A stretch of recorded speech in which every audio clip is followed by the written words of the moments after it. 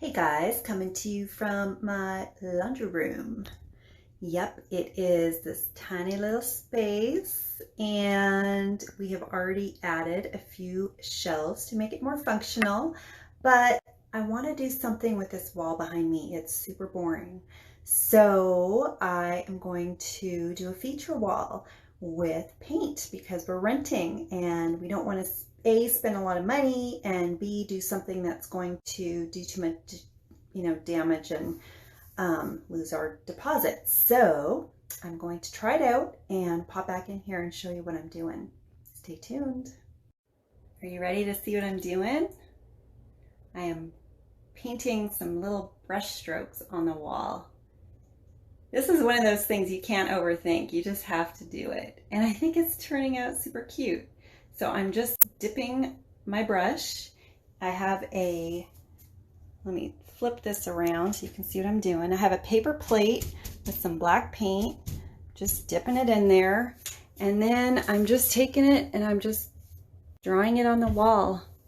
I'm sort of offsetting the strokes a little bit so they're not, too even, but I'm trying to keep them random, but not perfect. And I think it looks really cute. Of course, I did make a boo-boo up there right when I started. So I'm gonna have to touch that up with some white paint.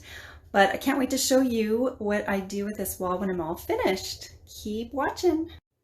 So I just wanted to share some tips for getting the best results with this type of a brush stroke technique. I mean, it's super easy. You don't want to overthink it. You just want to do it. But at the same time, there are a couple things that you do want to keep in mind.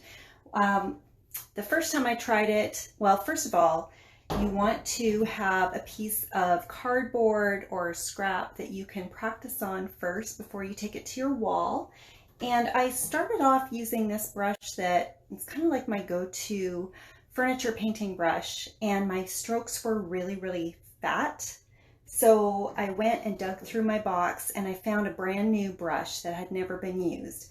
And this one gave me the nice thin strokes that you see behind me. So get a brand new brush before you do this, unless you want fat strokes, that's up to you.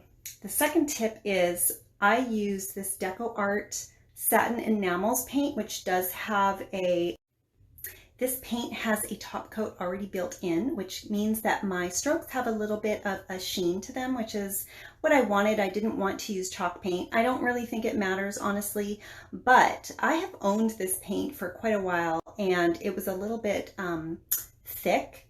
So I just added maybe a tablespoon of hot tap water and put the lid on and shook it up really well. And then I also wet my brush first.